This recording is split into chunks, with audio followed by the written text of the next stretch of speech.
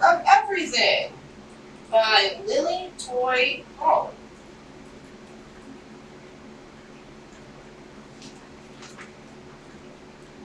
A Chinese folktale, World of Everything. Retold and illustrated by Lily Toy Home. So she did the pictures too. We have two cute little old people, old couple.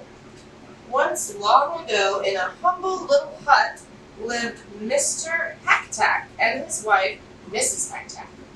They were old and very poor. What little they ate came from their tiny garden.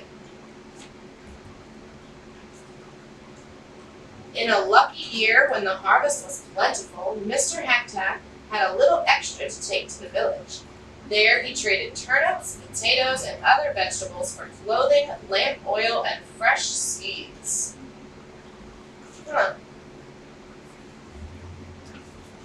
Those foods don't really look familiar to me. How about you guys? That looks like some chili peppers, I guess. Oh, there's a whole basket of chickens. One spring morning, when Mr. Hacktack was digging in his garden, his shovel struck something hard.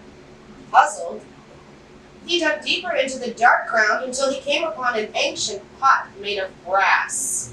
How odd, said Mr. Hacktack to himself. To think that I have been digging here all these years and never came upon this pot before. I will take it home. Maybe Mrs. Hacktack can find some use for it. It's a big old brass pot.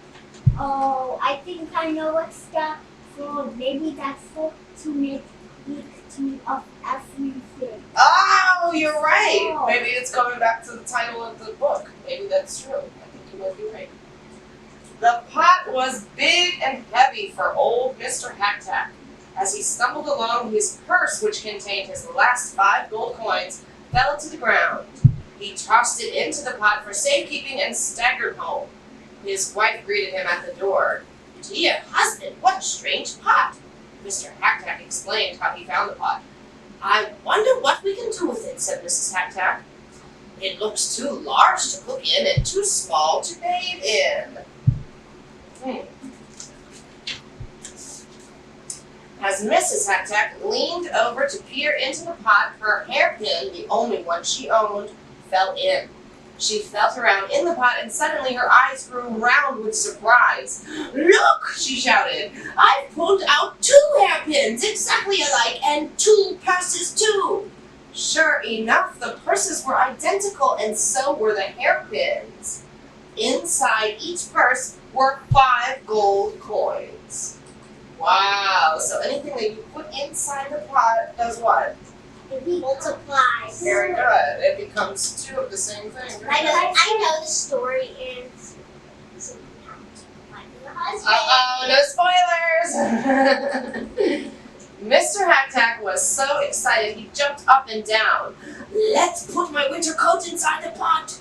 If we are lucky again, the pot will make 2 coats, and then we will both stay warm. So into the pot went 1 coat, and out came 2 coats. They began to search the house and quickly put more things into the magical pot. If only we had some meat, wished Mr. Hacktack, or fresh fruit, or 1 delicious sweet cake. He's hungry. Mrs. Hacktack smiled. I know how we can get anything we want, she said. She put their 10 coins into 1 purse, then threw it into the pot. She pulled out 2 purses with 10 coins in each. What a clever wife I have, cried Mr. Hacktack. Each time we do this, we will have twice as much money as before. The Hacktacks worked late into the night, filling and emptying the pot until the floor was covered with coins. Oh my goodness. You're going to buy a bunch of stuff. I know it. Morning came and off went Mr. Hacktack with a long list of things to buy in the village. Instead of vegetables, his basket was full of gold coins. Mrs. Hacktack finished all of her chores and sat down to enjoy a cup of tea. She sipped her tea and admired the brass pot. Then, with a grateful heart, she knelt and embraced it. Dear pot, I do not know where you came from, but you are my best friend. She stooped over the pot to look inside. At that very moment, Mr. Hack returned. His arms were so full of packages that he had to kick the door open. Bang! Mrs. Hack was so startled that she lost her balance and fell head first into the pot. Oh my goodness. Mr. Hack ran over and grabbed his wife's legs. He pulled and tugged until she slid out onto the floor. But when he looked at the pot again, he gasped. 2 more legs were sticking straight out of it. Naturally, he took hold of the ankles and pulled. Out came a second person. She looked exactly like his wife. Oh my gosh. 2 wives. The new Mrs. Hack sat silently on the floor looking lost. But the first Mrs. Hack cried, "I am your one and only wife! Put that woman back into the pot right now!" Mr. Hack yelled, "No, if I put her back, we will not have 2 women but 3. 1 wife is enough for me." He backed away from his angry wife and tripped and fell headfirst into the pot himself. Oh my goodness gracious, these people are just not being careful. There he goes. Zoop. Both Mrs. Hack rushed to rescue him. Each grasped an ankle, and together they pulled him out. There were 2 more legs in the pot, so they pulled out the other Mr. Hack too. "Just what use does one Mr. Hack have for another?" Mr. Hack cried angrily. "This pot is not as wonderful as we thought it to be. Now even our troubles are beginning to double." But his wife had been thinking while he was yelling. "Calm down," she said. "It is good that the other Mrs. Hack has her own Mr. Hack. Perhaps we will become best of friends. After all, we are so alike. He will be a brother to you and she a sister to me. With our pot, we can make 2 of everything, so there will be plenty to go around." And that is what they did. The Hack built 2 fine new homes. Each house had identical teapots, rice bowls, silk embroideries, and bamboo furniture.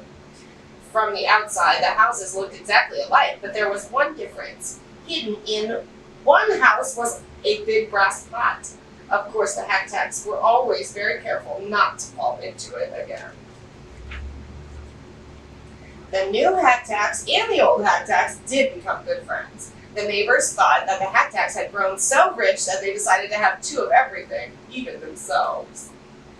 Oh, how silly. The end. Oh, wow. Did you guys like that one? How do you feel about that? Yeah? No. No? Well, would you like to make a double of yourself, or do you think that would make too much trouble? Did you really film that? Yeah. We're talking about it. We'll edit later. Sit down. What? Said so much. Come sing. That doesn't include the story. It doesn't matter. That's the point. It's supposed to be a fun time where we can talk about the story after too. We'll read and just be. There's no you don't have to, we're not sticking to a script. We were having a good conversation and everybody left. What happened? Under the story tree.